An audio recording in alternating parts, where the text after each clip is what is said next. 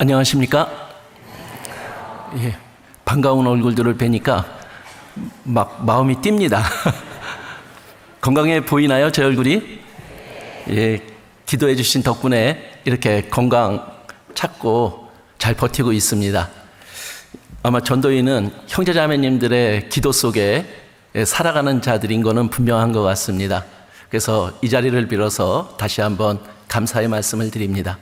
예, 기도로서 말씀 시작하겠습니다. 은혜와 사랑이 많으신 하나님, 감사를 드립니다.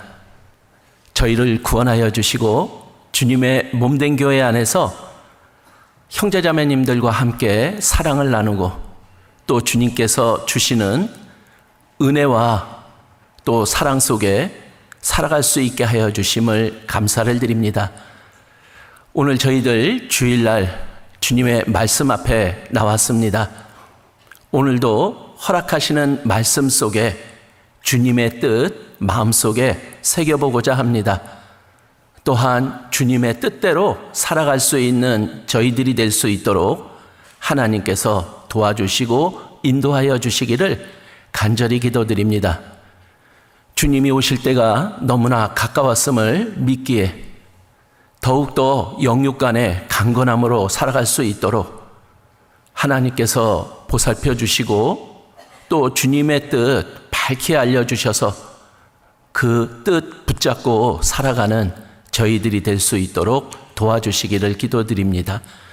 오늘 허락하신 시간 주님께서만 나타나시고 또 주님께서만 인도하시는 귀한 시간이 될 수 있도록 도와주시기를 기도드립니다. 저희를 사랑하시는 예수님 이름으로 기도드렸습니다. 아멘. 예, 성경 말씀 읽겠습니다. 요나서 4장 1절에서 2절까지 말씀입니다.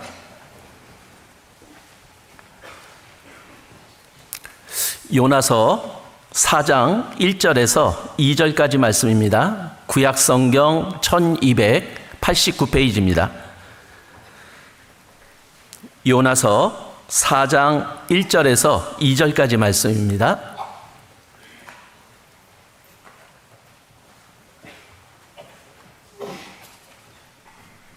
예, 같이 읽겠습니다. 요나가 심히 싫어하고 노하여 여호와께 기도하여 가로되 여호와여 내가 고국에 있을 때에 이러하겠다고 말씀하지 아니하였나이까? 그러므로 내가 빨리 다시스로 도망하였사오니 주께서는 은혜로우시며 자비로우시며 노하기를 더디하시며 인애가 크시사 뜻을 돌이켜 재앙을 내리지 아니하시는 하나님인 줄을 내가 알았음이니이다. 예, 하나님께서는 우리에게 구원을 허락하시고 또 그 이후에 신앙생활들을 허락해 주셨습니다. 지금 우리가 살아가는 이 신앙생활이 무엇일까 이렇게 짧게 정리할 수는 없지만 이 신앙생활을 하면서 계속 우리들이 느끼는 것은 신앙생활은 하나님을 알아가는 거다. 그런데 언제까지 알아가냐? 주님 만날 때까지 계속해서 하나님을 알아가는 거다. 이렇게 말할 수 있지 않을까 싶어요. 그런데 알아가는 것으로 끝나는 게 아니라 하나님을 통해서 내 자신도 함께 알아가는 것. 이것이 우리에게 주어진 신앙생활이 아닐까 싶습니다. 그래서 더욱더 하나님의 뜻대로 살아갈 수 있는 그 믿음 붙잡고 나아가는 것. 그래서 내가 변하고 내 믿음이 더욱 성장하는 그 삶이 우리들에게 주어진 신앙생활이 아닐까 싶어요. 그래서 구원받은 이후에 우리들에게 구원을 이루라고 또 말씀하시는 하나님입니다. 그것이 바로 예수님의 마음을 품으라고 하는 하나님의 말씀임에 분명할 겁니다. 결국 하나님의 마음으로 보라고요. 그리고 하나님의 마음으로 행하며 살아가라고요. 그래서 오늘은 요나를 통해서 하나님의 뜻과 교훈을 지금 알아보고자 합니다. 요나는 하나님이 사용한 북이스라엘의 선지자였습니다. 하나님은 이 요나를 통해서 하나님의 일을 이루어 가시려고 사용하신 거죠. 하나님은 또한 우리를 구원해 주셔서 구원받은 우리를 통해서 하나님의 뜻을 또한 이루어 가시고자 한다는 겁니다. 그래서 요나를 통해서 우리의 마음과 모습을 들여다볼 수 있고 또한 우리를 향한 하나님의 뜻을 알아볼 수 있다라고 말을 합니다. 유대인의 주요 절기 중에 하나인 대속죄일이 있습니다. 그 대속죄일을 통해서 하나님 앞에 자신의 잘못된 부분, 합당하지 않은 부분들을 돌아보는 아주 귀한 절기가 되겠죠. 근데 이 절기가 되면은 그들은 요나서를 낭독한다라고 합니다. 그리고 고백을 한다고 합니다. 우리는 요나와 같으니이다. 우리는 요나와 같으니이다. 이렇게요. 그러니까 요나는 그냥 한 사람의 요나이기보다는 유대인들을 대표하고 그리고 하나님의 일 맡은 자를 대표하고 그리고 구원받은 그리스도인을 대표함에 분명할 거라고 봅니다. 그래서 오늘 말씀을 통해서 내 안에 있는 요나를 발견하고 그리고 요나를 통해서 이루시고자 하는 하나님의 뜻이 무엇인지 우리 각자에게 한번 적용해 보는 시간이 되었으면 어떨까 싶습니다. 먼저 요나서 짧은 이야기 4장에 걸쳐 있지만은 개괄적인 얘기 잠깐 드리면은 북이스라엘의 선지자로 부름을 받고 하나님의 말씀을 전하는 자로 하나님께서 불러주셨어요. 그리고는 아수르라고 하는 그 나라에 복음을 전하라, 아니 하나님의 말씀을 전하라고 지금 하나님의 일을 부여받았습니다. 그런데 결국은 그 니누에라고 하는 아수르의 수도에 다가올 하나님의 심판에 대해서 예언하도록 지금 요나에게 명하신 거거든요. 그런데 그 하나님의 명을 받은 요나, 그런데 거기에 지금까지 살아왔던 요나의 삶 속에 그리고 요나가 겪었던 그리고 봐왔던 아수르의 모습 속에 하나님의 뜻과는 다른 자기의 생각을 가지고 있었습니다. 그래서 요나가 선택한 것은 하나님의 말씀에 순종하는 선택이 아니라 불순종함으로 반대 방향으로 도망가는 요나의 모습을 보여주고 있습니다. 그런데 하나님은 하나님의 뜻을 이루기에 또 우리에게 개입하시죠. 그래서 요나가 타고 가는 배에다가 폭풍과 풍랑을 일으키게 함으로 이제 그 모든 책임이 요나에게 있음을 드러나게 하고 바다에 이제 던져짐을 당하게 하는 일이 벌어지게 됩니다. 그래서 요나는 죽음에 이르게 된 거잖아요. 그러나 하나님은 더 은혜를 더하셔서 큰 물고기를 준비하시고 그 죽음으로부터 요나를 건져주시는 큰 물고기가 삼키는 일을 우리들에게 보여주십니다. 그 물고기 뱃속에서 요나는 자신의 모습을 볼 수 있었고 하나님의 또한 뜻을 알게 되었고 그렇게 뉘우치는 요나에게 하나님은 다시 한 번의 기회를 주십니다. 그리고 순종함으로 그 니느웨에 가서 그 도시의 멸망을 선포하는 일이 벌어집니다. 이 요나 한 사람을 통해서 그 니느웨 도시에 있는 모든 사람들이 회개하는 일들이 벌어졌고 그래서 하나님의 선포된 그 재앙이 이제 다시 철회되는 일이 벌어진 거예요. 자, 그 일을 담당했던 요나의 마음속에는 그들이 멸망되지 않고 다시 회복시켜 주시는 하나님의 모습을 보면서 오히려 같이 기뻐하기보다는 다시 전에 가졌던 자기의 생각을 다시 내세우는 일이 일어나게 된 거예요. 그러면서 요나의 모습이 요나서에 기록이 되어 있죠. 화를 내는 요나, 그리고 절망감에 빠져 있는 요나. 그 모습 속에 하나님은 그 요나에게 다시 한번 박넝쿨을 사용해서 마땅히 어떤 마음을 가져야 할지 책망하며 하나님의 뜻을 전하는 것으로 이 요나서는 끝이 납니다. 자, 하나님께서 하나님의 일을 이제 사람을 통해서 일을 하신다라는 거예요. 하나님은 영이시기에 이제 우리 사람들을 통해서, 그래서 구약시대는 바로 하나님이 그 일할 사람을 선택하셨고, 이제 신약시대에는 우리에게 구원을 통해서 하나님의 일을 구원받은 자에게 맡기고 계신 거죠. 그래서 바로 하나님의 일을 맡았던 요나, 그리고 지금 구원받은 우리를 통해서 일하시고자 하는 하나님, 그럼 하나님의 일을 또한 맡은 저희들이 분명 하나님이 사용하시고자 하는 요나임에 분명할 거다라는 겁니다. 그래서 우리에게 주신 아주 지상 최대의 사명이 있습니다. 그것은 바로 온 천하에 다니며 만민에게 복음을 전하라고 하시는 하나님의 말씀입니다. 그리고 또 우리에게 주신 우리 개인의 사명은 바로 구원을 이루라고 하는 사명입니다. 왜 우리들에게 이 구원을 이루라고 하는 사명을 주셨느냐? 하나님은 구원받은 우리를 통해서 하나님의 뜻을 이루고자 하시는데, 그 하나님의 뜻을 이루려면 하나님 마음에 합한 자가 되어야만 내 뜻을 다 이루게 하시겠다라고 하는 하나님의 말씀 때문입니다. 그래서 우리가 하나님께 올바로 쓰임을 받고 하나님의 뜻을 이뤄가는 자가 되려면은 내가 그분의 마음을 가져야만 된다라는 거예요.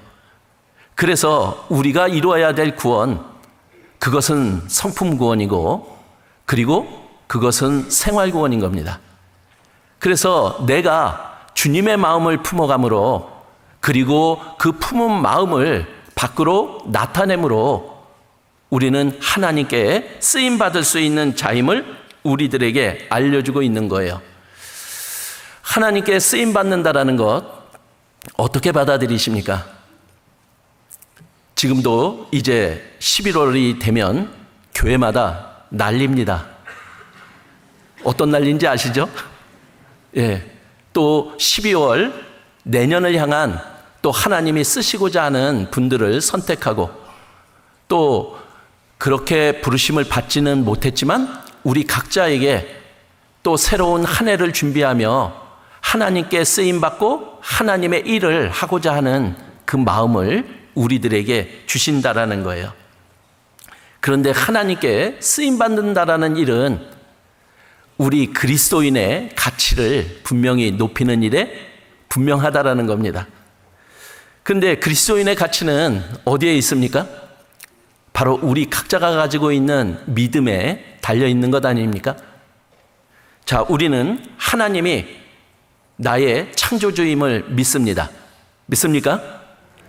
그런데 그 믿음이 바로 우리의 가치가 어떠한지를 알려주시잖아요. 그 프랑스에 가보니까요, 그 피카소 그림들이 이렇게 직접 볼 수 있는 기회들이 있더라고요. 근데 피카소 그림 중에서 제일 비싼 그림이 그 알제의 연인들이라는 그림인데 2217억짜리입니다. 근데 가서 봤더니 저게 그림인지 아니면 누가 장난친 건지 제 눈에는 그림에 대한 식견이 없어서 분간을 잘 못하겠더라고요. 그랬더니 이거 왜 이렇게 비싸냐라고 했더니 누군가가 와서 툭 치며 알려주더라고요. 그거 피카소 그림이야. 그러니까 피카소가 그렸다라는 이유 하나로 저는 이해 못해도 그 가치를 인정할 수밖에 없더라고요. 그런데 나는 분명 하나님이 창조한 자입니다. 하나님이 만들었다. 그것을 믿는 내 마음속에 내 가치를 다시 한번 높여볼 수 있었습니다. 왜냐하면 피카소와 하나님은 비교가 안 되니까요. 그래서 하나님은 나에게 이사야 말씀을 통해서 이렇게 말씀하시죠. 나는 여호와 보시기에 존귀한 자라고요. 근데 거기서 안 끝납니다. 나의 하나님이 나의 힘이 되셨도다. 이렇게 얘기합니다. 나는 하나님의 힘을 가진 자, 그리고 힘으로 살아갈 수 있는 자.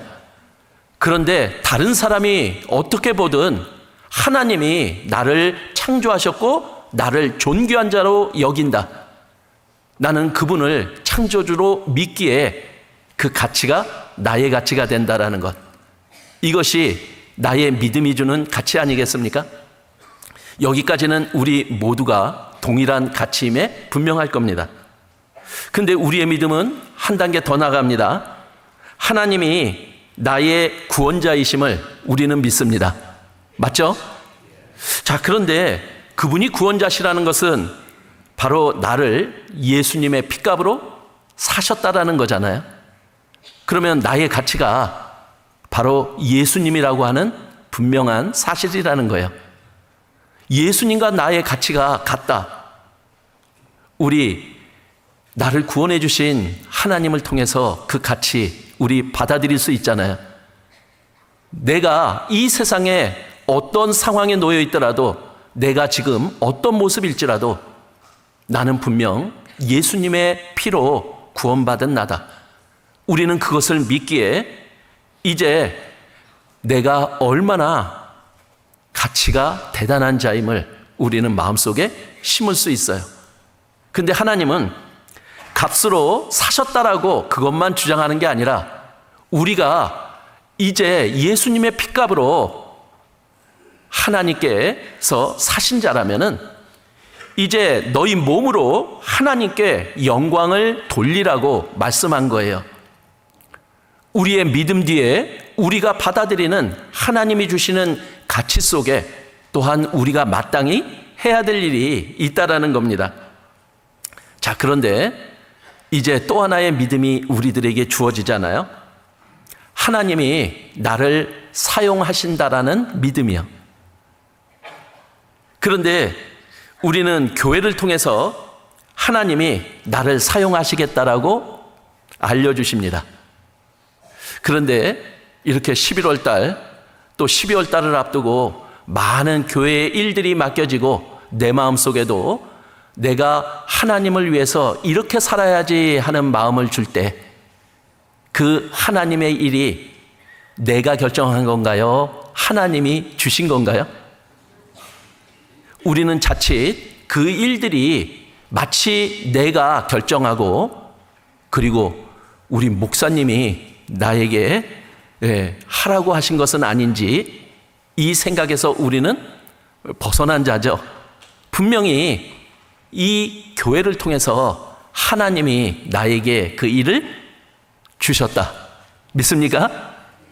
예, 이 믿음이 또한 나의 가치를 높여주잖아요. 그 일은 다 다릅니다. 그렇지만은 우리는 이 세상에서도 그 사례를 볼 수 있잖아요.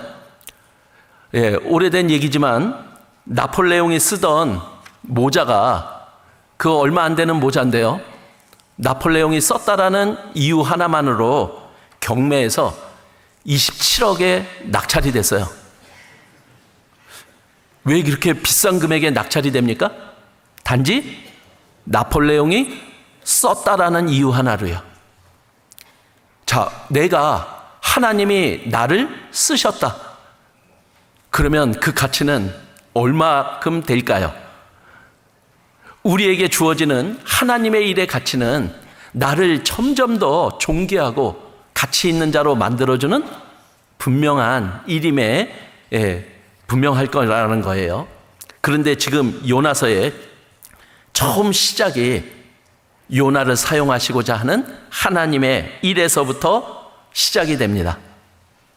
자, 그런데 하나님은 하나님의 일을 요나에게 명하셨는데 과연 요나는 어떤 모습이었느냐? 그런데 성경에 기록되어 있는 요나의 모습은 낯을 피해서 다시스로 도망가는 요나의 모습을 우리들에게 보여주고 있어요. 자, 성경에서 말하는 죄라는 것은 다른 게 아니죠. 하나님의 말씀에 불순종하는 게 죄라고 말씀하고 있는 거예요.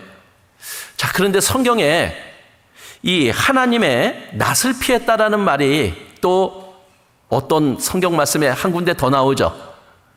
바로 창세기예요. 아담과 하와가 번제함으로 여호와의 하나님을 피하여 동산 나무 사이에 숨었는지라 이렇게 기록이 되어 있거든요. 아담과 하와가 왜 하나님의 낯을 피했나요? 범죄함으로요. 그러니까 마땅히 사랑의 사이임에도 불구하고 우리는 사랑하는 분의 낯을 피해서 등을 돌리는 일이 있게 된다라는 것을 우리들에게 알려주고 있잖아요. 하나님이 우리에게 원하시는 일을 내가 불순종으로 거부할 때입니다. 그래서 우리의 삶 속에 많은 일들이 벌어지잖아요. 그런데 하나님이 나를 향해 뜻하시고자 하는 것, 그런데 그 하나님의 뜻이 나에게 전달이 됩니다. 그런데 그 뜻을 받아들이는 내 안에 그 뜻보다 먼저 앞서는 나의 생각이 나오게 된다라는 거예요. 그러면은 하나님의 뜻과 나의 생각이 부딪힙니다. 즉, 지금 하나님은 요나를 통해서 니느웨를 구원시키고자 하는 것이 하나님의 뜻인 거죠. 그런데 요나의 생각은 뭐냐? 니느웨는 자기 민족을 너무나 괴롭혔고, 그것뿐이 아니라 너무 잔인했고, 그래서 그들에게 핍박받는 그 속에서 마치 원수와 같은 그들은 저주를 받아야 된다라고 생각한 게 요나의 생각이었던 거예요. 그런데 하나님의 뜻보다 자기의 생각을 앞세우면서 이제 하나님의 말씀에 불순종하는 요나를 우리는 보게 됩니다. 바로 그런 마음이 있는 내가 요나임에 분명할 거다라는 거예요. 자, 내가 믿는 하나님, 어떤 하나님일까요? 우리는 우리만의 한계를 분명히 알고 있기에, 나는 죄를 지을 수밖에 없는 죄인이기에 우리는 모든 것을 알고 계시고 모든 것을 할 수 있고 동시에 어디에서든 나타날 수 있는 그분을 참 하나님으로 받아들이고 우리는 구원을 받았습니다. 그리고 우리가 믿는 것, 바로 그분이 답이라는 거예요. 그분은 말씀으로 우리를 찾아오셨기에 이 말씀이 우리가 살아가는 답이라는 걸요. 그런데 그것을 알면서도 우리의 마음속에는 그 하나님의 말씀보다 자꾸만 나의 생각과 내 주장으로 나가는 나를 발견하게 되는 거예요. 그때마다 우리는 고백할 수밖에 없잖아요. 나는 요나입니다. 그래서 예수님도 이 땅에 오셔서 육신을 입고 오셨기에 우리와 같은 생각을 가지셨음에 분명하잖아요. 그래서 십자가에 그 못 박혀 죽음을 당해야 하는 그 일을, 그 고통과 아픔을 피하게 해달라고 하나님께 기도하는 예수님의 모습이 나옵니다. 그러나 결론은 내 원대로 마옵시고 아버지의 원대로 되기를 원하나이다. 예수님은 그렇게 자기의 생각을 죽이고 하나님의 뜻을 더 앞세우며 나아감으로 가장 높은 영광의 보좌에 앉으셨음을 또한 우리들에게 알려주고 있는 거예요.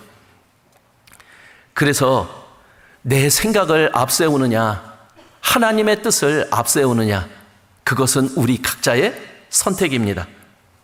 그런데 하나님은 구원받은 나를 통해서, 하나님의 일을 맡은 나를 통해서 하나님의 뜻을 나타내기를 바라신다라는 거예요. 자, 자기 생각과 또 하나님의 뜻과 갈등을 겪고 있는 많은 사람들이 성경에 등장을 합니다. 자, 그런데 그 아람 나라의 장군으로 있었던 나아만 장군이 성경에 소개됩니다. 예, 직책이 장군입니다. 힘이 센, 이스라엘보다도 더 힘이 센 아람 나라의 장군. 근데 그에게는 불치병인 나병이 걸리게 됩니다. 근데 그 집에 유대인 어린 계집종이 한 명이 있어서 그 나아만 장군에게 바로 이스라엘의 기적을 일으키고 하나님의 능력을 나타내는 선지자 엘리사를 소개하게 되는 거예요. 그래서 이 나아만 장군은 그 어린 계집종이지만 그의 이야기를 듣고 자기 왕의 추천서를 받아서 바로 이스라엘로 가게 됩니다. 자, 가면 내 병을 나을 수 있을까? 고칠 수 있을까? 많은 생각과 마음을 가지고 그곳에 갔습니다. 그런데 그 선지자 엘리사 집 문 앞까지 갔는데 그 엘리사가 한 말은 나와 보지도 않은 채 그 요단강 물에 들어가서 7번 씻으라고 말을 한 거예요. 그랬더니 이 나아만 장군이 어떤 일이 벌어졌느냐? 화가 머리 끝까지 오른 겁니다. 열받았습니다. 왜냐? 자신을 무시하는 거다라고 받아들인 거예요. 나와 보지 않았다라는 것 때문에 그래도 내가 장군인데 근데 나와 보지도 않고 나를 이렇게 무시해? 심지어 그 엘리야가 무지 괘씸하게 생각되지 않았을까요? 그래서 분명히 나한테는 목욕을 하라라고 하는 건데 그것은 자기를 모욕하는 거로 받아들인 거예요. 그래서 어땠느냐? 이 나아만 장군은 화가 나서 물러갔다라고 기록이 되어 있는 거예요. 자, 그러니까 여기에 나와 있는 성경에 나와 있는 바로 그 나아만 장군의 생각이 기록이 되어 있어요. 근데 뭐라고 기록이 되어 있느냐? 엘리사가 내게로 나와서 여호와 하나님을 부르고 상처 위에 손을 흔들어 문둥병을 고쳐줄 거다 이렇게 생각했다라고 기록하고 있는 거예요. 그런데 나와보지도 않고 그냥 요단강에 7번 씻으라고 하니까 이제 자기 생각과 다른 거죠. 그러니까 화가 났고 이제 이것을 포기하려고 했다라는 거예요. 그런데 그 바로 주변에 지혜로운 종들이 있었어요.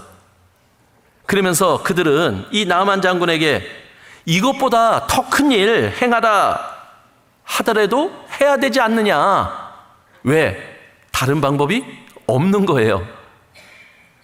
오직 지금 상황으로는 이 엘리사밖에 믿을 수가 없는 거예요. 그런데 이 나아만 장군은 그들의 이야기를 들어주고 받아들여주는 그 마음이 있었기에 그 말씀대로 행했다라는 거예요. 자, 우리는 그런 상황에 놓이면 어떻게 하시렵니까? 저 같으면 뚜껑 열려서 포기하고 갑니다. 그래서 제가 요나입니다. 그런데 포기하고 가면 죽음이지만 이 나아만 장군은 그들의 말을 듣고 엘리사 선지자의 말씀대로 요단강에 7번 씻는 일을 행하는 거예요. 어떤 마음일까요? 진짜 이렇게 해서 내 나병이 나을까? 온갖 의사와 온갖 약을 통해서도 다 치료했는데도 안 나는 이 병이 이렇게 터무니없는 이런 모습을 통해서 나을 수 있을까? 그래도 행했다라는 거예요. 다른 사람들의 말을 받아들여서 하나님을 대신하는 엘리사 선지자의 요구대로 행했더니 나병이 나았더라. 자기의 생각과 이 하나님의 선지자의 말씀과 부딪혔죠? 과연 그때 어떤 선택을 하느냐에 따라서 그 결과가 너무 다르다라는 거예요. 누가복음 15장에는 또 돌아온 탕자에 대한 아주 유명한 이야기가 말씀으로 우리들에게 전해집니다. 주인공이 누굽니까? 분명히 탕자겠죠? 근데 그 탕자와 우리에게는 또 한 명의 주인공으로 등장하는 한 분이 계시죠. 바로 탕자의 아버지요. 재산을 다 허랑방탕 자기 즐기는 데 사용하고 이제 돌이켜서 아버지에게로 돌아왔을 때 그런 아들도 품어주고 용서해주고 회복시켜주는 그 아버지의 사랑. 그래서 그 렘브란트의 그림 중에 그 돌아온 탕자라고 하는 그림이 있는데요. 이 이야기 속에 죄인인 사람들은 탕자에게 집중이 되겠죠? 아, 이렇게 회개하고 돌이키면 용서받을 수 있구나. 그런데 우리는 하나님을 바라볼 때 이 탕자의 아버지를 주목합니다. 아마 이 렘브란트의 그림이 그 아버지에게 초점이 맞춰졌음에 분명할 거라고 봅니다. 왜냐하면 그 그림에는 아버지가 줌이 되고 그 아버지의 짓무른 눈이 보여지는 거예요. 무엇을 보여주나요? 아들은 분명히 해서는 안 되는 잘못된 선택 속에 그렇게 아버지의 재산을 가지고 떠났지만 그 아들을 사랑하는 아버지는 아들이 떠난 그날부터 아들이 다시 돌아오기를 바라면서 눈물 속에 살았던 그 아버지의 모습을 우리들에게 보여주잖아요. 그러기에 그 아버지의 사랑이 또 우리들에게 많이 교훈을 주고 있지 않나요? 자식이 속을 세게도요. 우리는 탕자의 아버지를 마음속에 품어봅니다. 그러면서 분명히 돌아올 거라고 하는 그러한 아버지의 마음으로 우리 자식을 사랑하는 마음으로 기다린다면 그 믿음은 하나님께서 또 채워주실 거다라는 그 믿음이요. 그런데 이 탕자를 대하는 아버지의 모습은 어떻습니까? 제일 좋은 옷을 입혔고 손에 가락지도 끼워줬고 발에 신도 신겨줬고 심지어 살찐 송아지를 잡아서 잔치를 벌려준 거예요. 그러니까 모든 것을 회복시켜 주시는 아버지의 사랑이 기록이 되어 있습니다. 그런데 여기에 또 한 명의 엑스트라가 등장을 해요. 누구냐? 바로 탕자의 형이요. 그런데 일하고 돌아와 봤더니 아버지가 그 집 나갔다가 돌아온 동생을 다 용서하시고 환대하고 잔치까지 벌여주는 그 모습을 보면서 이제 이 형도 뚜껑이 열린 것 같아요. 그래서 이제 아버지에게 대를 대듭니다. 그리고 자기를 내세우는 거죠. 나는 지금까지 아버지의 명을 한 번도 어긴 적이 없었노라고. 그런데 나를 위해서 염소 새끼 한 마리 잡아서 내 친구들과 즐기게 한 적이 있냐고 아버지에게 따져대는 거예요. 아니, 아버지 재산 다 날린 저 자식이 뭐가 그렇게 잘했다고 이렇게 대우해 주냐고 지금 아버지에게 말을 하고 있는 거예요. 자, 지금 큰아들의 마음과 아버지의 마음이 같지가 않아요. 그러니까 지금 이 아버지는 너무나 기쁜 거예요. 왜? 잃었던 자식이, 죽었다고 여겼던 자식이 다시 돌아왔으니까 그것 자체가 이 아버지에게는 기쁨이었던 거예요. 그런데 그 아들을 기다리는 그 시간 동안 너무나 슬퍼했고 그 많은 눈물을 흘리면서 괴로워했던 아버지의 모습이, 그 아버지의 마음이 이 큰 아들에게는 없었다라는 거잖아요. 우리의 마음은 어떻습니까? 우리의 마음은 혹시 아버지의 마음을 헤아리고 아버지를 바라보는 그 마음을 갖고 있는 것이 아니라 우리 자신도 내가 중심이 되어서 그냥 나만을 위한 그러한 마음으로, 그러한 눈으로 바라보며 나아가는 것은 아닌지 우리 한번 돌아봐야 되지 않을까요? 그런 마음이 우리 마음속에도 발견이 된다면 우리는 분명 요나와 같을 겁니다. 즉, 이 큰형은 아버지의 마음을 헤아리지 못한 거예요. 그리고 이 형은 과거에 잘못했던 그 동생, 그때만으로 잡혀 있는 거죠. 그러나 그 동생은 자기의 잘못을 뉘우치고 다시 변화된 거예요. 그리고 그 변화된 상태로 다시 집으로 돌아올 수 있게 된 거잖아요. 자, 우리 구원받은 그리스도인은 과거에 잡혀 있는 자가 아니죠. 저 형제 옛날에는 아이고 말도 못했어. 저 자매 아이고 옛날에 상대하기도 싫어. 근데 지금은요. 우리는 구원받은 그리스도인은 변해가는 자잖아요. 과거가 있다면은 지금이 있고 그리고 우리가 살아가는 미래가 있어요.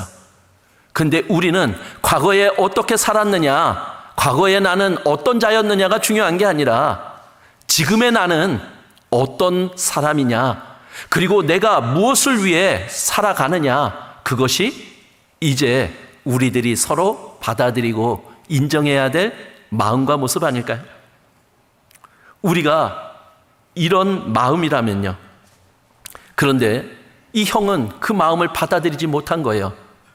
저거 아버지 재산 다 날린 놈, 그리고 아버지 죽으라고 저주한 놈, 거기에만 사로잡혀 있으니까 돌아온 그 동생을 받아들일 수 없었던 거죠. 자, 우리의 올바른 마음은 어떤 마음일까요? 사실은 그렇게 재산을 날리고도 그 아들을 용서해주고 품어주는 그 아버지의 사랑을 보면서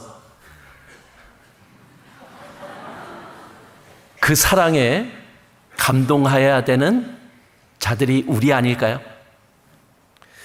그리고 아버지의 기쁨이 나의 기쁨으로 받아들여야 되는 그것이 내가 되어야 되지 않을까요? 그런 아버지가 내 옆에 지금 항상 계세요. 그러면 그것으로 진짜 기뻐하고 만족해야 될 내가 아닙니까?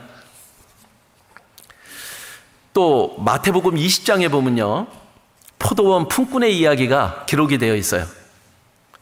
그런데 이 포도원 주인이 하루 일하면은 한 데나리온을 주기로 약속하고 품꾼을 이제 데려다가 일을 시키는 거예요. 그런데 이 9시에 고용된 일꾼이 있어요.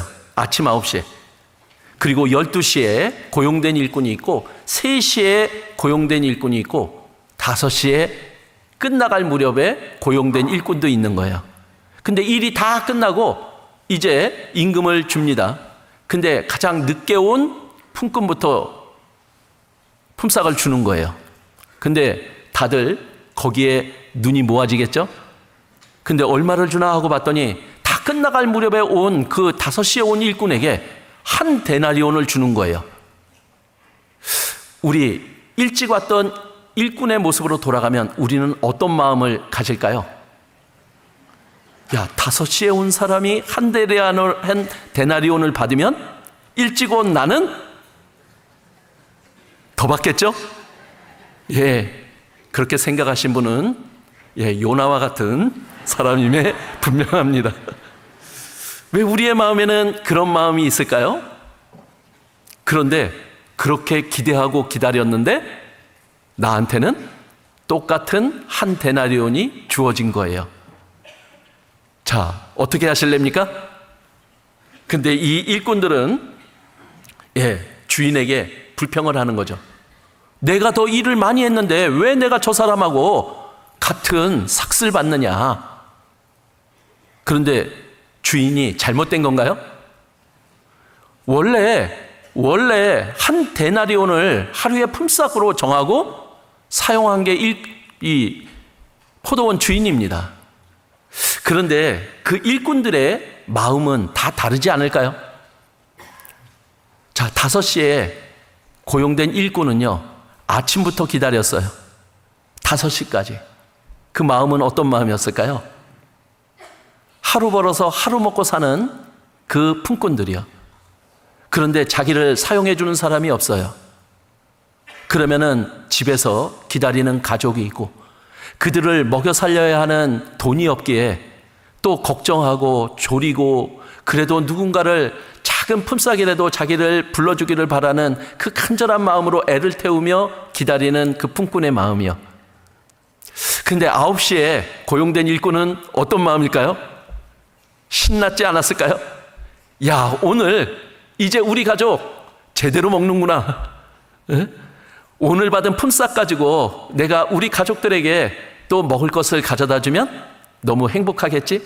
이런 마음으로 일을 한 거예요. 그런데 그 5시에 온 그렇게 마음 졸이고 힘들어한 그 일꾼이 한 데나리온을 같이 받는다라는 그것 때문에 마음이 상하고 주인에게 불평하는 그 일꾼. 그런데 그 마음이 우리 마음 속에도 있다라는 게, 그래서 우리도 요나와 같은 마음이 있음을 한번 돌아보자라는 거예요. 그래서 나의 생각을 가지고 우리가 하나님 앞에 나오는 것이 아니라 우리가 하나님 앞에 나올 때 하나님의 생각은 나와는 다르다. 하나님이 행하신 것은 답이다. 그리고 하나님의 말씀은 진리다. 그 마음을 가지고 우리가 받아들일 수 있는 마음이 된다면요, 하나님은 그 마음을 우리에게 요구하고 있지 않을까요? 하나님은 이스라엘 사람들에게 가나안 땅을 약속하셨습니다. 그리고 그 가나안 땅을 정탐하러 12명이 들어갑니다. 그런데 그 12명이 40일을 정탐한 것을 가지고 돌아와서 보고를 합니다. 그런데 그 보고를 하는데 10명의 정탐꾼이 이렇게 얘기를 하는 거예요. 그 땅은 하나님의 말씀대로 젖과 꿀이 흐르는 땅이었다. 그런데 딱 보니까 거기에 사는 사람들을 보니까 이건 덩치가 너무나 큰 거예요. 그러니까 저들은 너무 강하다. 그리고 또 성읍을 보니까 왜 그렇게 견고한 거예요? 야, 우리가 공격하기에는 너무 불가능해 보였던 거예요. 그래서 그들은 오히려 그 땅을 악평하는 보고를 하게 된 거예요. 그러면서 오히려 자기 자신을 그들에 비교하며 자기 자신을 메뚜기로 여기는 그러한 마음을 갖게 된 거예요. 자, 우리에게 구원받은 이후에 살아가는 삶, 구원받기 전과 상황만을 놓고 보면 그렇게 좋아졌다 말할 수 있을까요? 오히려 구원받고 나니까 성경의 말씀대로 의인은 고난이 더 많더라고요.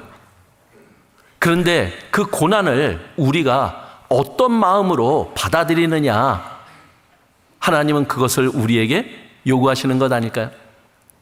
이 세상은 과정이라고요. 그런데 이 세상 속에 구원받은 우리가 감사한 것은 바로 우리에게는 하나님의 뜻을 알 수 있고 그리고 하나님의 뜻을 잡고 나갈 수 있는 우리가 될 수 있도록 하나님은 계속해서 우리를 인도해 가신다라는 거예요.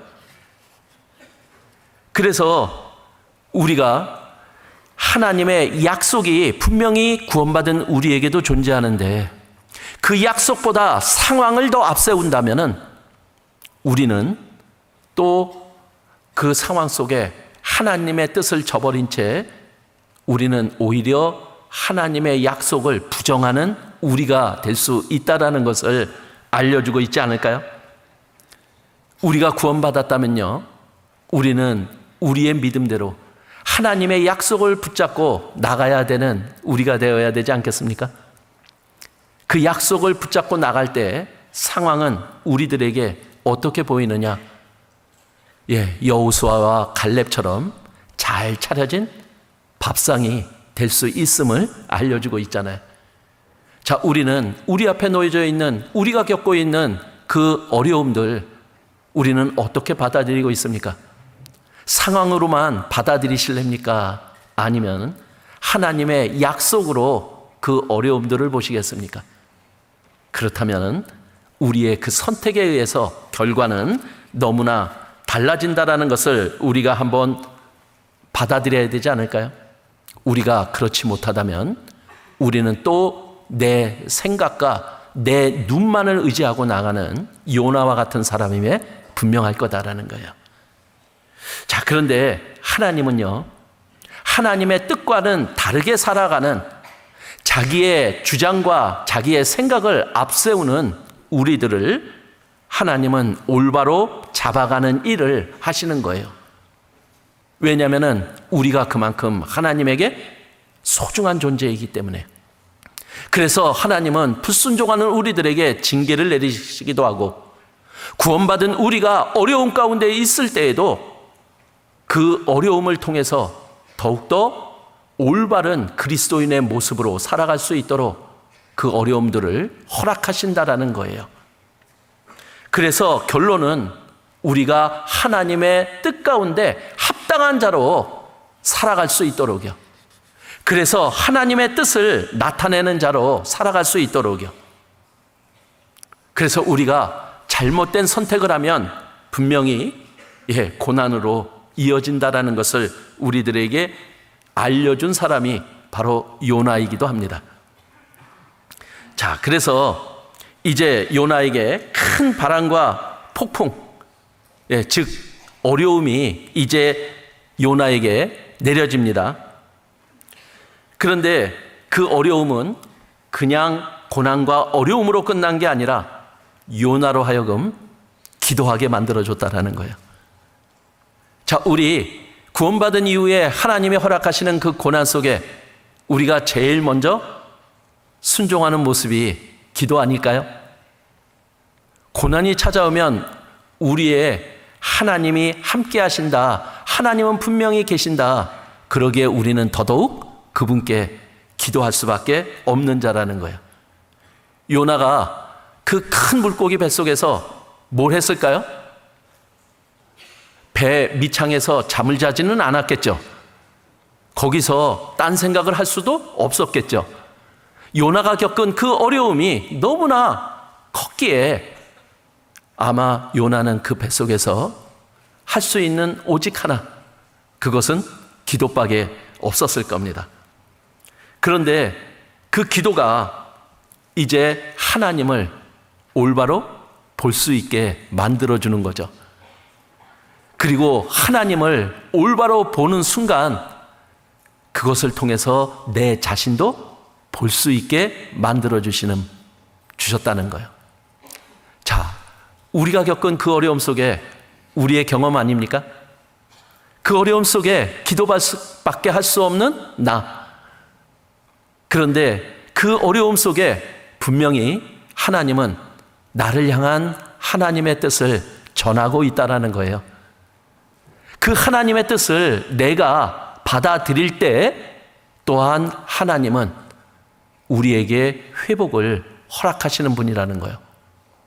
그러면 우리는 어려움을 피하는 자가 아니라 그 어려움을 통해서 하나님의 뜻을 알아가는 자, 요나가 그렇게 했으니까 우리가 그 하나님의 뜻을 알고 다시 하나님 앞에 합당한 마음으로 나올 수 있는 나, 그게 바로 요나와 같은 나의 모습 아닐까요?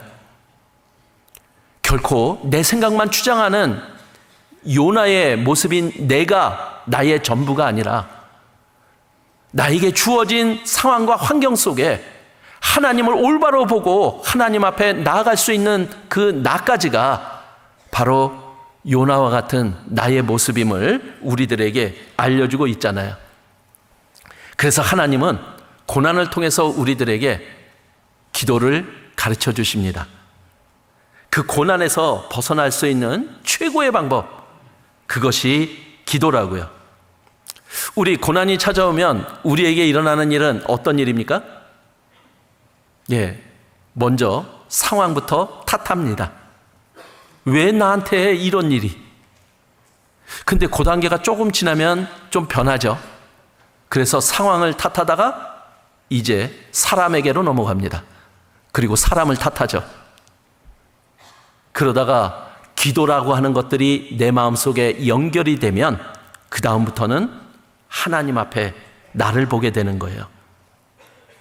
그래서 고난은 결코 나쁜 것이 아니라 그 고난 자체를 우리가 어떻게 받아들이느냐에 따라서 그 결과가 달라진다라는 것, 그것을 우리들에게 알려주는 것 아닐까요? 그래서 기도는 누가 그러더라고요. 물에 빠진 사람에게 던져주는 구명보트라고요. 그래서 기도를 하면 우리가 염려해서 뜰 수 있대요.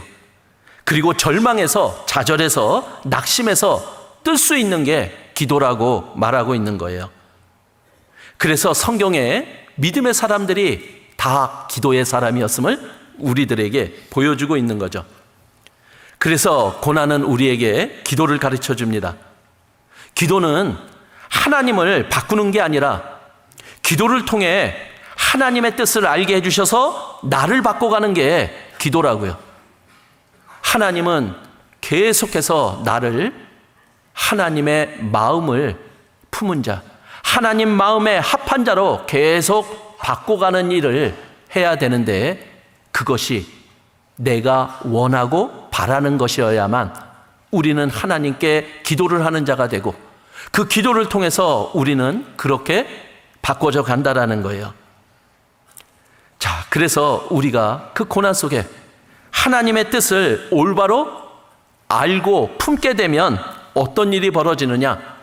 그 뒤에 따라오는 게 있다라고 우리에게 알려주세요. 뭡니까? 영어로 사용합니다. No cross, no crown. 그러니까 고난이 없으면 영광도 없어요. 그럼 고난이 있다면은 뭐가 따라와요? 영광도 따라와요. 그런데 그 사이에 이것을 연결시켜 주는 게 바로 그 속에서 갖는 나의 마음, 그 속에서 내가 품어야 될 하나님의 뜻이 있음을 우리들에게 알려주고 있는 거예요. 그리고 그 고난은 우리들에게 담대함을 알려주신다라는 거예요. 자, 고난은 분명 우리를 절망 가운데로 몰아갑니다. 그러나 그분이 계시기에 우리는 그 속에서 희망을 품습니다. 그래서 예전에는 서커스단이 많았는데요. 그 서커스단의 하이라이트가 공중 그네타기잖아요. 근데 그 공중 그네타기 하면은 우리 그거 보면서 어떤 마음입니까? 떨어지면 어떡하나, 떨어지면 어떡하나, 이렇게 보고 있잖아요. 근데 정작 그 위에서 그네를 타는 그분들은 아주 수없는 훈련을 한 분들이라는 거예요. 근데 그 훈련의 처음이 뭐냐? 그네에서 떨어지는 훈련부터 한다라는 거예요. 그래서 처음에는 무섭고 두려웠지만은 계속되는 훈련 속에 그 속에서 떨어지는 즐거움을 느낀다네요. 우리는 이해 못하지만 해본 사람은, 그러니까 실패를 해본 사람, 다릅니다. 고난을 겪어본 사람 다릅니다. 그래서 그 고난이 우리에게는 어떤 의미인지, 그래서 우리는 그 고난을 통해서 담대함을 가질 수 있다라는 거예요. 독수리가 새끼들 나는 거 가르칠 때 그냥 떨어뜨리잖아요. 그럼 새끼들은 어떤 마음일까요? 나중내잖아요. 그런데 떨어질 때쯤이면 날개를 펴고 떨어지는 새끼를 다시 품어서 날아가는 엄마 독수리. 그것이 우리의 모습임을 하나님은 말씀으로 알려주고 계시잖아요. 그래서 그 떨어지는 시간 동안 그것이 우리들에게는 너무나 힘든 거죠. 그 속에 하나님에 대한 믿음, 그리고 하나님이 어떤 분이심을 믿는 우리의 마음이 그 기다림이라는 것을 우리들에게 갖게 하는 거예요. 그 어려움, 고난, 이것은 끝까지 계속되는 것이 아니라 분명히 하나님께서 회복시켜 주신다. 그 믿음으로 우리는 그 기다림을 갖는 거죠. 기도와 함께요. 그래서 우리는 그 담대함, 이제 우리에게 또 다른 어려움이, 고난이 찾아와도 그것을 고난 자체로 여기는 내가 아니라 그 고난 속에 하나님의 뜻을 찾는 나로 변화되어 갑니다. 그것이 요나와 같은 나의 모습 아닐까요? 그리고 하나님은 우리에게 그 고난을 통해서 하나님의 눈과 마음을 갖게 해주는 거예요. 그래서 이 요나서도 지금 요나는 자기 중심, 자기 생각을 내세우며 지금 하나님께 불순종함으로 나갔던 요나예요. 근데 2장 2절에 보면은 이제 기도하여, 2장 1절에 기도하여로 시작이 되는데 여기 보면은 이제 3절에 보면 이렇게 얘기합니다. 2절 중간부터 보면은 주께서 내게 대답하셨고 내가 스올의 뱃속에서 부르짖었사더니 주께서 나의 음성을 들으셨나이다. 3절 주께서 나를 깊음 속 바다 가운데 던지셨으므로. 기도 후에 요나는 바뀌었어요. 내 중심이었던, 내 생각을 내세우며 나갔던 이 요나가 이제 소개하는 것은 주께서요. 이제 주님의 눈과 마음을 가지고 볼 수 있는 요나가 된 거잖아요. 그래서 그 어려움들은 우리들에게 이제 하나님의 입장에서 하나님의 관점을 가지고 나아갈 수 있게 해주는 거죠. 그래서 2장 9절에 보면 끝부분은 이렇게 끝을 맺습니다. 구원은 여호와께로 말미암나이다. 하나님이 어떤 분이심을 인정하고 모든 것이 하나님께 주권이 있음을 인정하는 자로서 이 요나는 나가게 되는 거예요.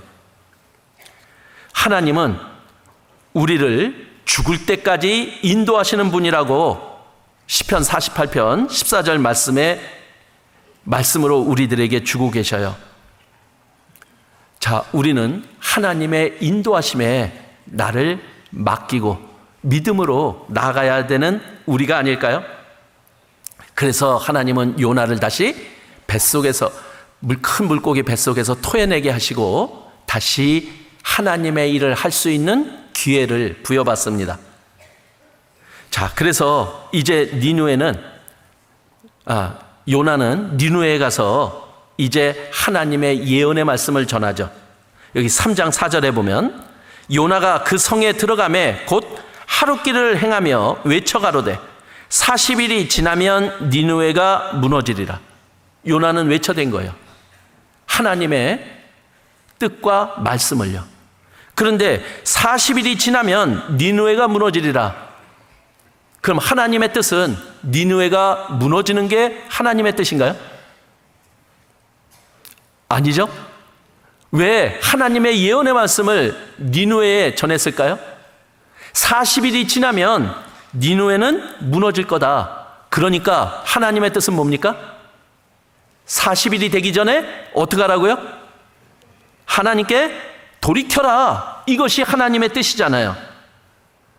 하나님은 우리를 회복하시는 것에 목적을 두고 그것을 위해서 우리들에게 예언도 하시고 우리들을 인도해 가시는 하나님이시잖아요.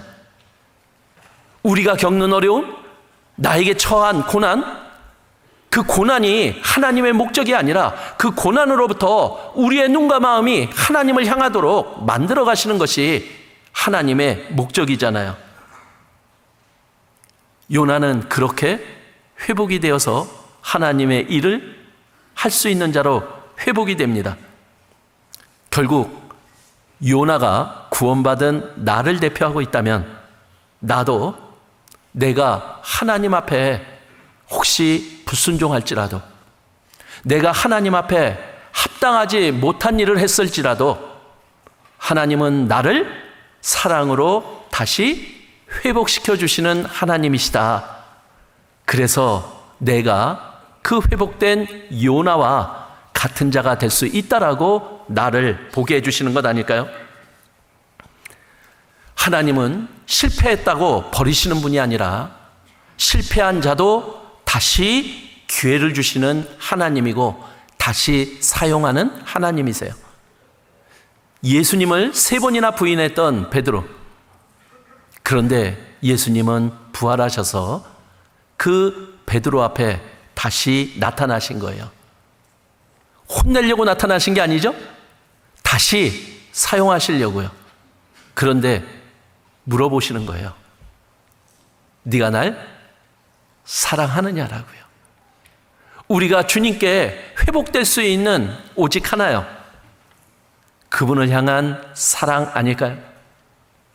내가 어디에 있더라도, 내가 어떤 상황에 있을지라도, 하나님 앞에 어떤 잘못을 했을지라도 내 안에 변함없는 그분을 향한 사랑이 있다면요, 하나님은 그 사랑을 가지고 나를 인도하시고 회복시켜 주신다라는 것.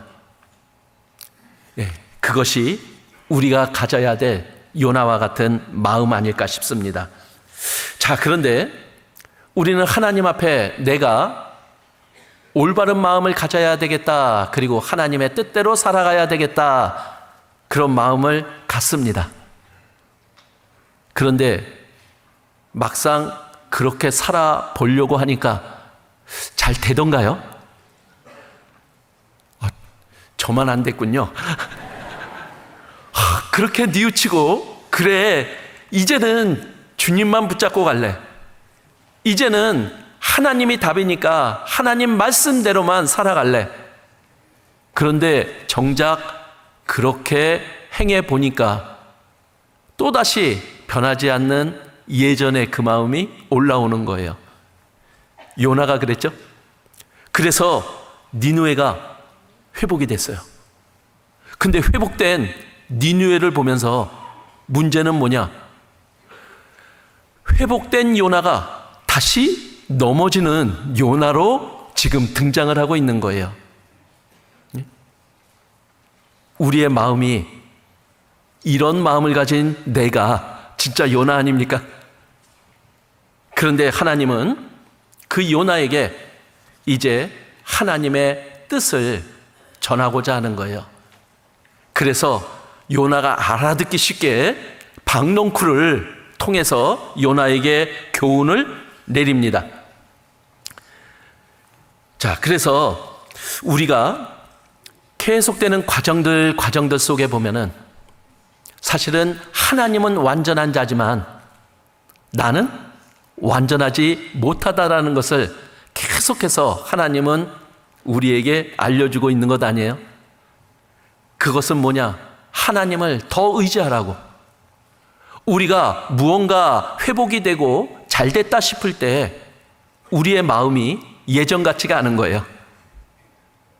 우리 구원받을 때 그 처음 마음, 지금도 그 마음이라면 그것이 가장 옳은 모습 아닐까요?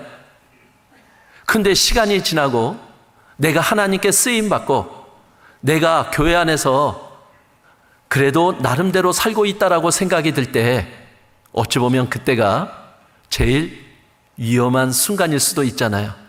그러다가 브레이크가 걸리죠. 다시 예전의 마음이 올라오는 거예요. 그런 요나에게 하나님은 이제 교훈을 내립니다. 자, 그런데 그 박농쿨을 통해서 요나서 4장 보면요, 6절, 요나서 4장 6절, 하나님 여호와께서 박농쿨을 준비하사 요나 위에 가리우게 하셨으니 이는 그 머리를 위하여 그늘이 지게 하며 그 괴로움을 명쾌하려 하심이었더라. 요나가 박농쿨을 인하여 어떻게 했다고요? 심히 기뻐하였다라고 이야기를 하고 있어요. 그래서 지금 하나님이 하는 일을 보려고 이제 앉았는데 햇볕이 내려집니다. 근데 하나님이 이 박농쿨이 지게 만들고 그늘이 생기게 만들어 주신 거예요. 그랬더니 요나가 기뻐했대요. 근데 그냥 기뻐한 게 아니라 심히요. 아니, 그 니느웨 성에 구원받지 못한 자가 아이들만 12만 명이 멸망으로부터 명쾌됐어요. 전체로 따지면은 누군가는 60만 명 정도라고 이야기를 하는데요. 그 수많은 사람들이 멸망으로부터 회복이 된 거예요. 그런데도 기뻐했다라고 하는 요나의 모습은 기록이 되어 있지 않았어요. 그런데 지금 박농쿨로 그늘 하나 만들어줬다라고 지금 요나는 와, 이렇게 기쁠 수가, 이러고 있는 거예요. 그런데 그 모습이 혹시 나의 모습은 아닌가요? 즉 요나의 기쁨이 박넝쿨로 인한 그늘이 요나의 기쁨이었습니다. 그런데 나의 기쁨은 어떤 겁니까? 혹시 이 박넝쿨이 우리가 살아가는 환경을 이야기해 주는 것 아닌가요? 그러니까 이 요나 선지자가 그 박넝쿨로 만들어진 그늘로 아주 심히 기뻐했듯이 우리도 그냥 환경에 의지해서 기뻐하는 우리의 모습이 아니냐라는 거예요. 우리 환경이 내 생각대로 내가 바라는 대로 되면 우리 마음 어떨까요? 심히 기쁘겠죠? 근데 내 생각대로 안 되면요, 불평이 나오고 원망하는 우리의 모습이 요나 아닙니까? 그러니까 결국 나의 기쁨이 무엇인지 하나님은 우리들에게 요나를 통해서 알려주는 것 아닐까요? 우리가 환경 속에서만 기쁨을 찾는 자라면요, 우리는 우리 자신이 우상인 거예요. 그러나 이제 내 생각, 내 뜻, 나의 방법이 기준이다, 이렇게 살아가는 사람이죠. 그러나 우리는 구원받았기에 이제 하나님의 뜻, 하나님의 방법, 하나님의 말씀이 진리고 기준임을 붙잡고 나아가는 것이 우리여야 되지 않을까요?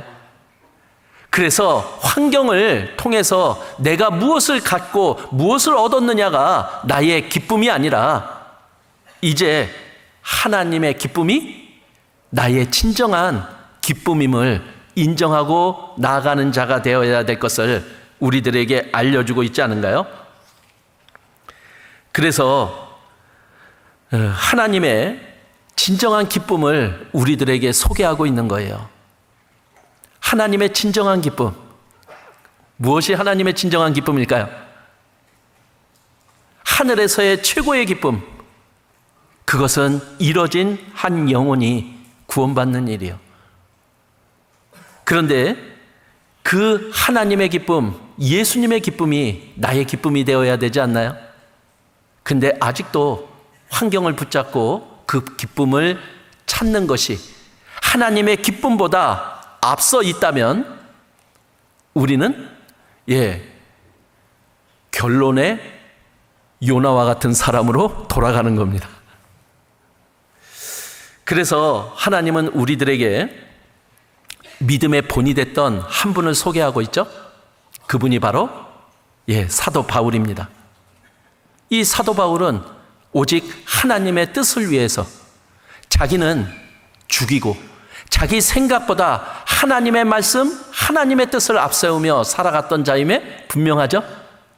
그래서 그분은 날마다 죽었어요. 자기 자신을 날마다 죽였기에 그에게 나타나는 것은 오직 하나님의 뜻이고 하나님의 말씀이라고 우리에게 알려주고 있습니다. 어떻게 그런 삶을 살아갈 수 있을까요? 우리는 한 말씀에서 그 비결을 찾아볼 수 있을 겁니다. 고린도후서 2장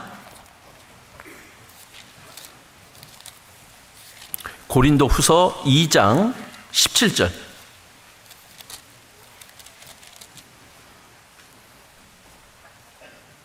고린도후서 2장 17절.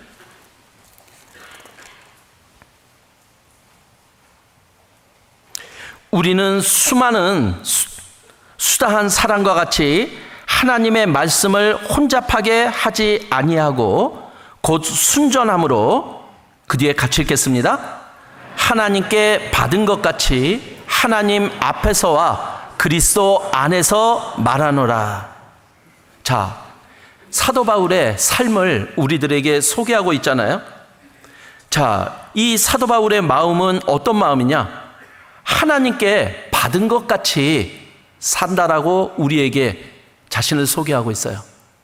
그러니까 하나님께 받은 것 같이, 그러니까 이것은 이 사도 바울의 의식이고 관점인 거예요. 모든 것을 보고 모든 것을 받아들이고 모든 것을 향한 이 사도 바울의 관점이 뭐냐? 하나님께서 나에게 주신 거다.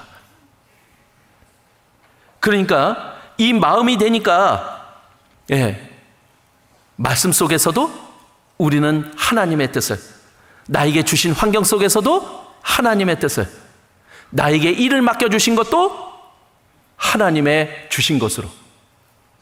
그래서 우리가 교회를 통해서 나에게 하나님의 뜻을 부탁했을 때도 우리가 하나님이 주신 것으로, 하나님께 받은 것으로 여기느냐 아니면 그렇지 않느냐에 따라서 우리의 삶의 결과는 달라지는 거잖아요. 그리고 사도 바울의 또 하나의 모습은 뭐냐? 하나님 앞에서라는 거예요. 지금 하나님이 같이 계시고 나를 보고 계신다. 나는 하나님을 보면서 지금 나의 삶을 살아간다. 이것이 사도 바울의 삶이었기에 그 사도 바울은 날마다 자기를 죽일 수 있었다라는 거잖아요. 우리가 하나님 앞에 있다면 우리의 두드러지는 모습이 두 개가 있다라고 얘기를 하잖아요. 그 하나가 겸손이고 또 하나가 경건인 거예요. 우리의 신앙의 가장 본이 되는 모습 아닐까요? 그리고 또 하나의 사도 바울의 모습이 그리스도 안에서라고 말을 하고 있는 거예요. 그리스도 안이라고 하는 것은 바로 그리스도의 마음이라고 이야기를 하잖아요. 우리가 그분의 마음으로 세상을 본다면, 그분의 마음으로 환경과 나에게 벌어지는 일들을 바라본다면 우리는 내 생각대로 나가는 자가 아니라, 나를 주장하고 나가는 자가 아니라 하나님의 말씀을 진리로 붙잡고 살아가는 하나님이 기뻐하시는 그리스도의 모습임에 분명할 거라는 거예요. 자, 사도 바울은 고린도 교회 성도들에게 편지를 썼어요. 그런데 그 고린도 교회 성도들의 그 교회의 모습은 어땠느냐? 서로가 막 싸워요. 그리고 서로 당을 지어요. 그리고 부자, 가난한 사람을 나눠요.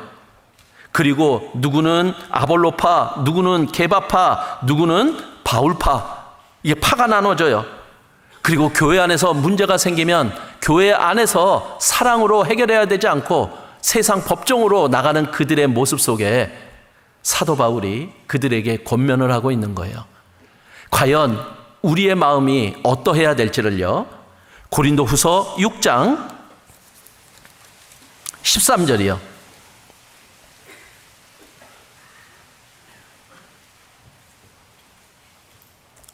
고린도후서 6장 13절 같이 읽겠습니다. 내가 자녀에게 말하듯 하노니 보답하는 양으로 너희도 마음을 넓히라. 지금 사도 바울은 우리에게 마음을 넓히라고 말을 합니다. 자, 그런데 이 넓은 마음은 어떤 마음이냐? 사실은 품어주는 마음이죠. 안아주는 마음일 거예요. 하나님은 우리를 그렇게 안아주셨잖아요. 참 우리 사람들 보면 다양하지 않아요? 이런 사람 저런 사람 참 제각각이잖아요. 그런데 하나님의 마음은요, 그런 모든 사람을 다 안아주시는 마음이었어요. 자, 그런데 우리는 어떠나요? 우리는 다 안아주시나요?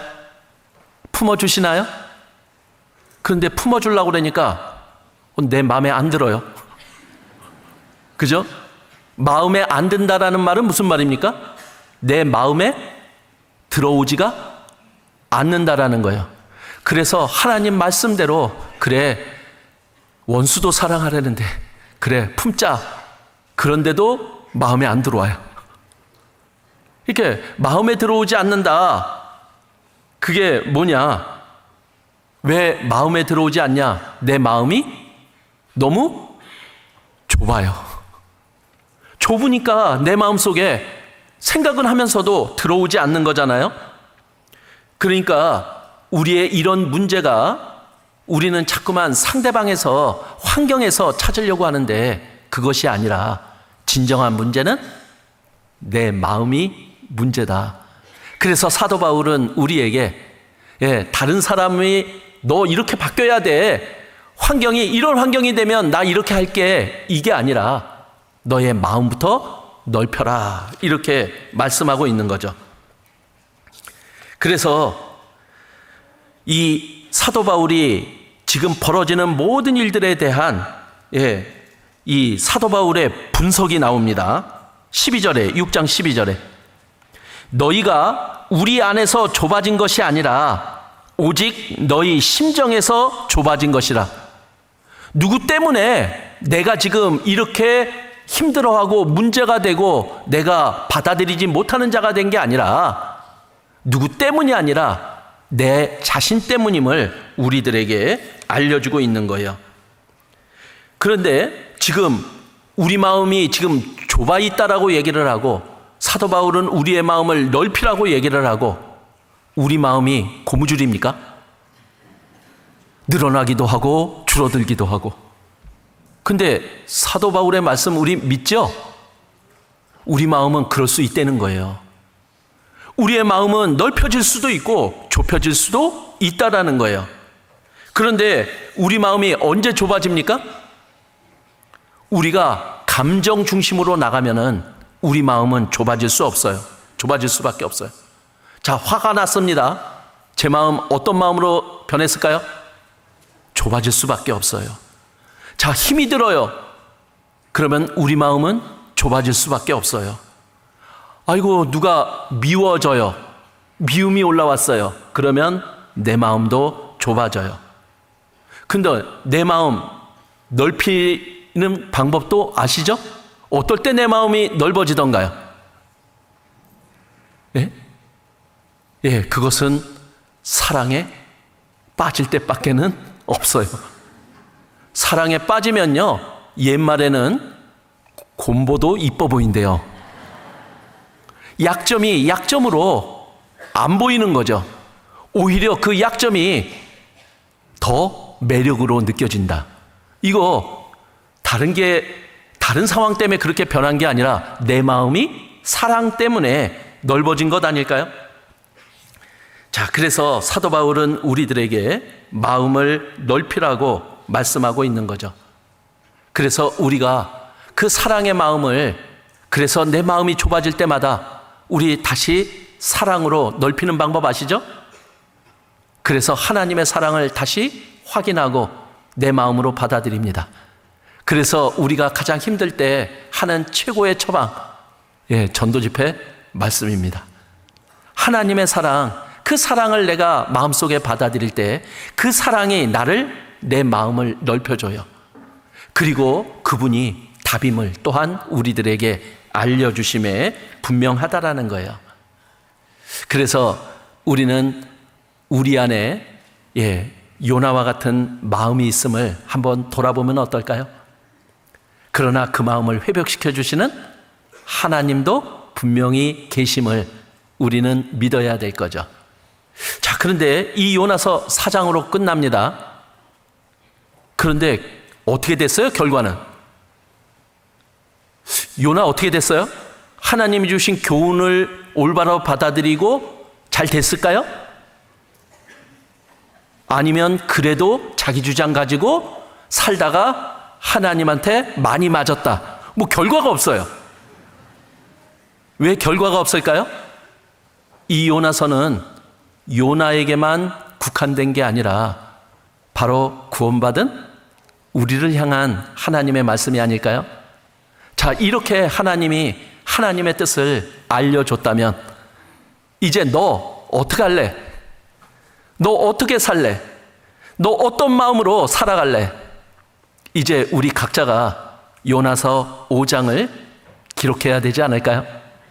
거기에 멋진 5장을, 각자의 5장을 한번 그려보시면 어떨까요? 그래서 우리 모두가 하나님의 뜻을 품고 하나님이 기뻐하시는 그 기쁨을 기쁨으로 같이 갖고 살아가는 우리가 된다면요, 그 기쁨이 서로의 기쁨이 되면 분명할 거라고 봅니다. 우리 그런 요나가 한번 되어보면 어떻겠습니까? 기도로 마치겠습니다. 은혜와 사랑이 많으신 하나님, 감사를 드립니다.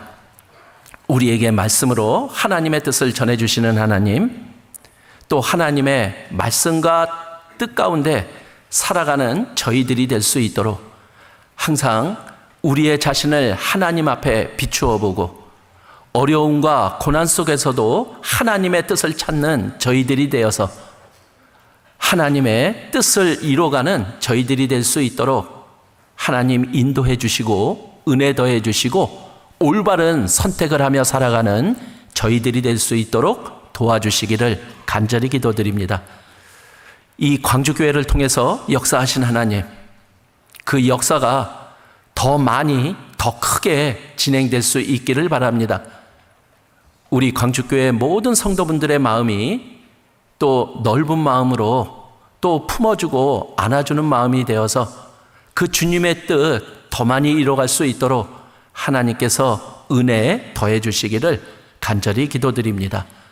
저희를 사랑하시는 예수님 이름으로 기도드렸습니다. 아멘. 예, 찬송하시겠습니다. 찬송가 400